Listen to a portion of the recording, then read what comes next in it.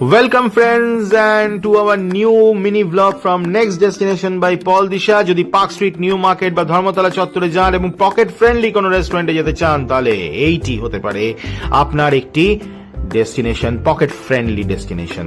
এটি new market new empire যে building আছে, নিউ এম্পায়ার সিনেমার যে বিল্ডিং, সেই বিল্ডিং এর নিচে অবস্থিত, ঠিক বিল্ডিং এর নিচে, যার নাম the scoop new empire cafe.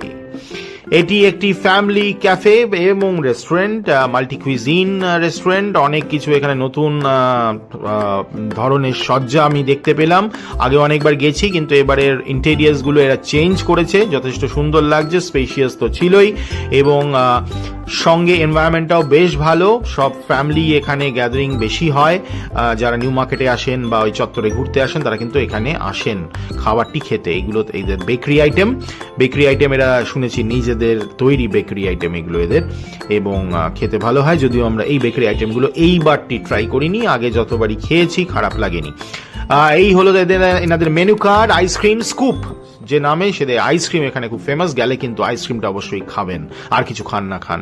Tandoori items আছে, মোগলাই আইটেমস আছে, অ্যাসর্টেড ব্রেডস আছে, ইন্ডিয়ান, চাইনিজ, কন্টিনেন্টাল এবং গন্ধরাজ। এটা নতুন এরা অ্যাড করেছে, বাঙালি খাবার।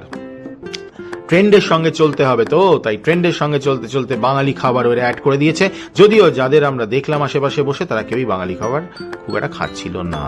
আমরা অর্ডার করেছিলাম গরম গরম নান, আমরা অর্ডার করেছিলাম লং গ্রেন রাইসের fried rice, plain fried rice না, chicken fried rice, plain naan গরম গরম সার্ভ হচ্ছিল, এবং শেজওয়ান চিকেন ভালো ছিল খেতে, এবং চিকেন ভর্তা মিক্স ছিল, চাইনিজ আর নর্থ ইন্ডিয়ান মিক্স করে আমরা নিয়েছিলাম।